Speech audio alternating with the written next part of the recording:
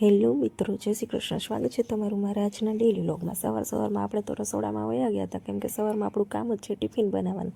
એક બાજુ ભાખરી બનાવી, એક બાજુ રોટલી બનાવીને શાક બનાવી નાખ્યું હતું, કેમ કે એકને રોટલી ખાવી ને એકને ભાખરી ખાવી. આમાં કોઈને આપણે પહોંચી ન ગયા, એટલે આપણે બધાનું અલગ અલગ બનાવવાનું. સવારમાં આપણો દિવસ જ રસોડામાંથી ચાલુ કરીએ. પછી સીધો વ્લોગ બપોર ચાલુ કર્યો તો ભાઈને સ્કૂલે જવાનો ટાઈમ થયો ને ત્યારે ભાઈની વેન આવી ગઈ હતી ને, તો ભાઈ તો બાય કરીને વયો ગયો તો સ્કૂલે જવા માટે. ને પછી આપણે તે રેડી થઈ ગયા હતા અને કાચ સામે જોઈ લીધું તું. મેં કીધું કેવી લાગુ છું, પણ નેટ ડ્રેસમાં કેવા લાગતા હોય, જેવા લાગતા હોય એટલે લાગતા હોય, બીજા કંઈ બહુ સારા ન લાગતા હોય. પછી મા દીકરી બે સૂઈ ગયા હતા ને ઉઠીને અમે બે નાસ્તો કરવા બેઠા ને તો અમારી બેન કંઈક ખાતી હતી. મેં કીધું શું ખાશું, તો કંઈ જવાબ નહોતી આપતી. મોઢું ખોલીને મને બતાવતી હતી કે આ ખાવ છો. મેં કીધું મને આપી દે, થોડું ખાવું છે મારે પણ.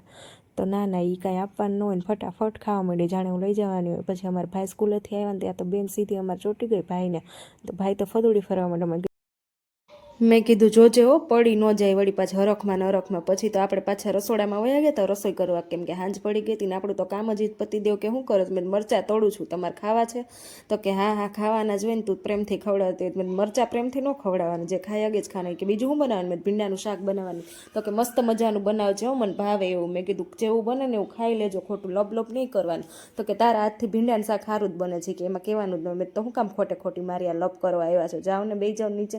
પછી તો આપણે ભીંડાનું શાક વઘાર નાખ્યું હતું. આમાં હું છે ને છેલ્લે ચટણી નાખું, વળી બળી જાય તો એમ કે તારાથી સારું નથી બન્યું.